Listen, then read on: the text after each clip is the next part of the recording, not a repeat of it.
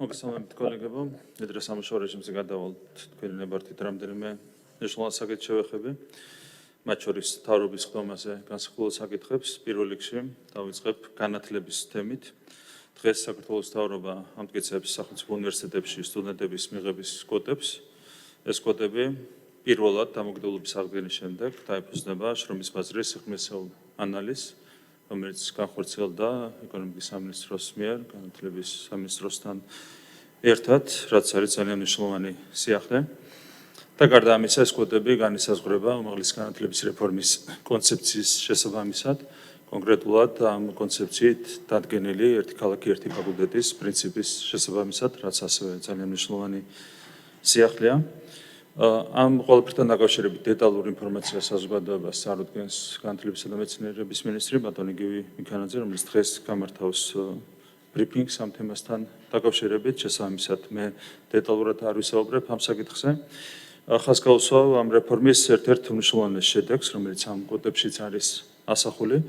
თბილისის სახელმწიფო უნივერსიტეტს ამ რეფორმის შედეგად დაუბრუნდება დედა უნივერსიტეტის მისია და სტატუსი. ის სტატუსი და მისია, რომელიც მან 90-იანი წლების პერიოდში განვითარებული მოვლენების შედეგად დაკარგა და უფრო მოგვიანებით 2004-2012 წლებში წინა ხელისუფლების მიზანმიმართული პირდაპირ ვიტყოდი მავნებლური ანტიეროვნული პოლიტიკის შედეგად დაკარგა.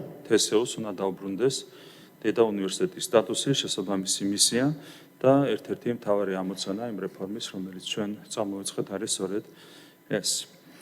მე მინდა მადლობა გადავუხადო განათლებისა და მეცნიერების მინისტრს გაწეული სამუშაოსთვის. კიდევ ერთხელ ვიტყვი, რომ ეს რეფორმა არის აუცილებელი იმისათვის, რომ ქართულმა ახალგაზრდებმა საქართველოში მიიღონ თანამედროვე სტანდარტების უმაღლესი განათლება, რასაც ჩვენ აუცილებლად უზრუნველყოფთ და სწორედ ამას მიეძღვნება ჩვენი საქმიანობა მომდევნო წლების განმავლობაში.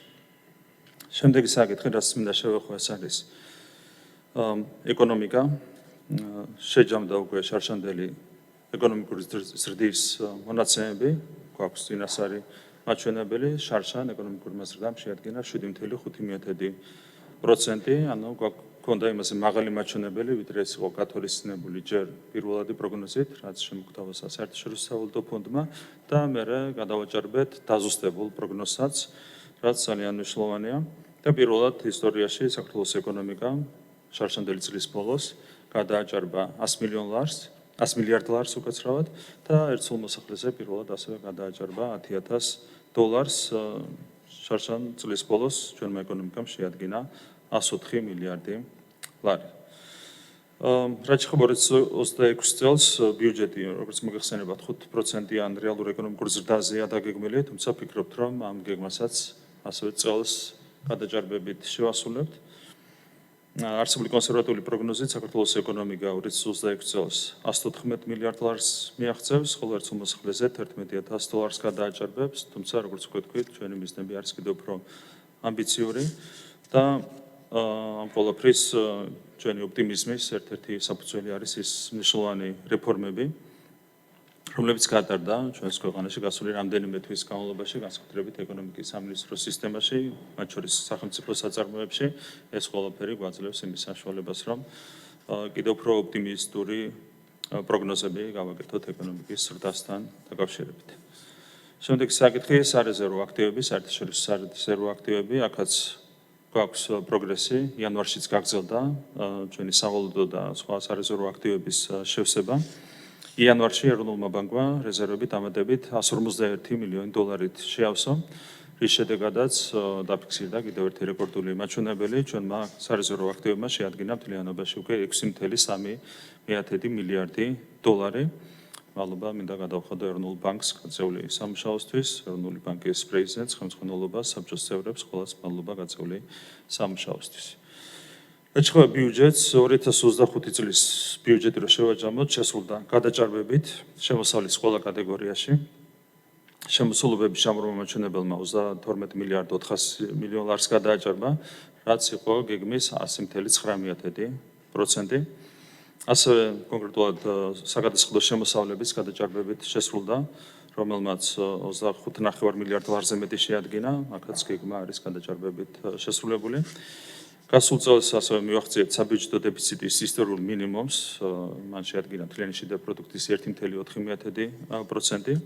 ასევე, რაც ძალიან მნიშვნელოვანი, შემცირდა მთავრობის ვალის მაჩვენებელი მის მოცულობამ, გასული წლის ბოლოსთვის შეადგინა თლიანი შიდა პროდუქტის 34.4%. მე მინდა შეგახსენოთ, რომ 2020 წელს ჩვენმა ვალმა 60%-ს გადააჭარბა, ეს მაჩვენებელი არის ჩამოსული უკვე თლიანი შიდა პროდუქტის 34.4%-მდე და ამ პროცენტული წილის შემცირება არის დაგეგმილი მიმდინარე წელსა, წლის ბოლოს გვექნება კიდევ უფრო დაბალი მაჩვენებელი.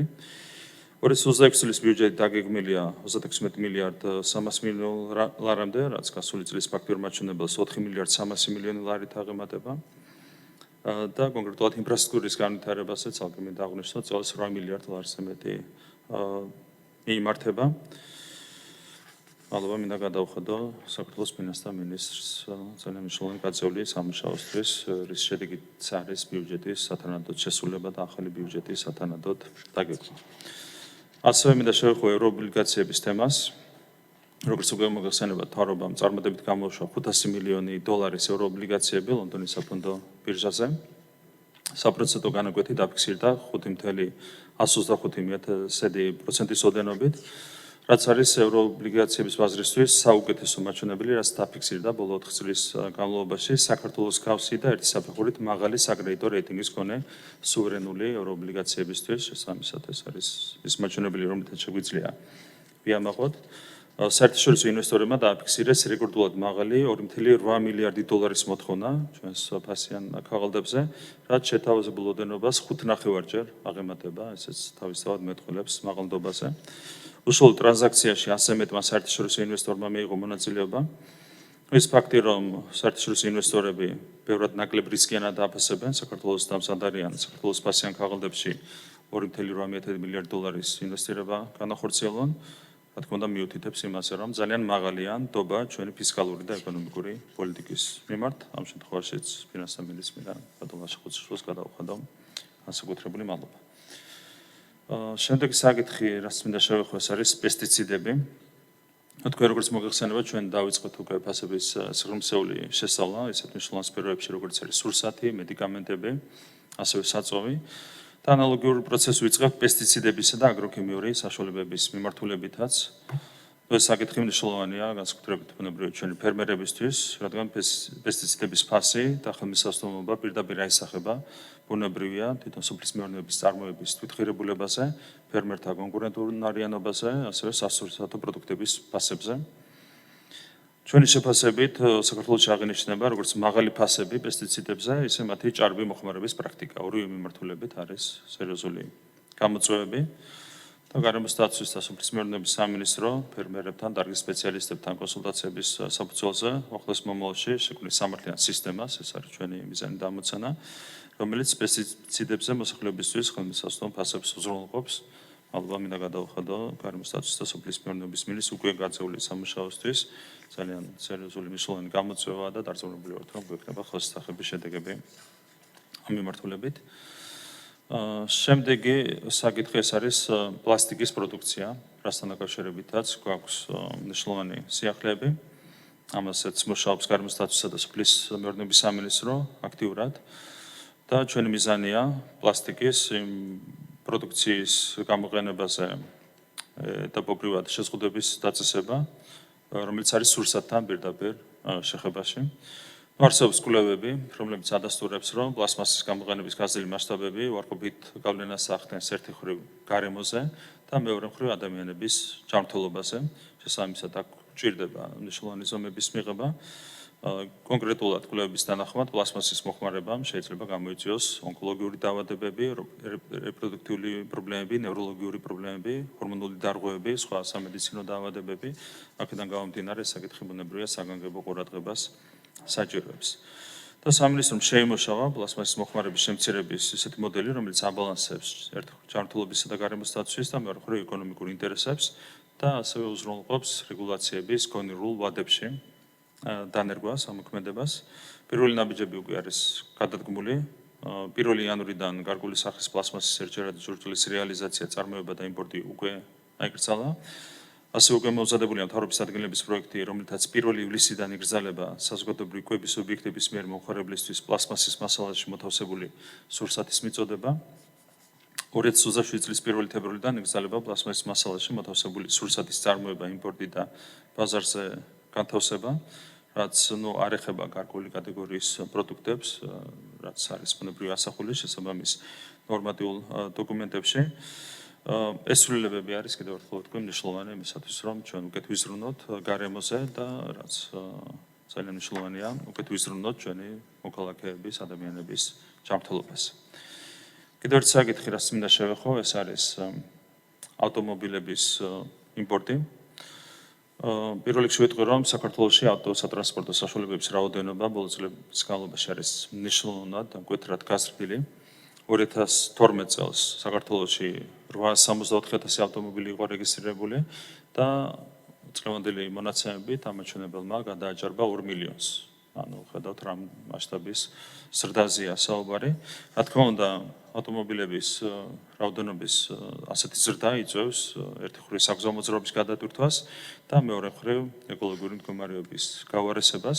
შესაბამისად, ვფიქრობ, რომ აქაც ძალიან მნიშვნელოვანი ზომების მიღება არის აუცილებელი და ამისათვის ჩვენ პარლამენტში წარვადგენთ კანონპროექტი, რომელიც ითვალისწინებს 6 წელზე მეტი წლოვანების ავტომობილების შემოყვანაზე აკრძალვის დაწესებას. რა თქმა უნდა, მცირე გამონაკლისები იქნება გათვალისწინებული, თუმცა ვფიქრობთ, რომ არსებითად მნიშვნელოვანია 6 წელზე მეტი, ასე ვთქვათ, წლოვანების ავტომობილები არ იყოს შემოყვანილი ქვეყანაში. კიდევ ერთხელ, ეს არის მნიშვნელოვანი ეკოლოგიისთვის, ეს არის მნიშვნელოვანი ადამიანების ჯანმრთელობისთვის და ეს არის მნიშვნელოვანი ადამიანების კომფორტული გადაადგილების უზრუნველსაყოფად.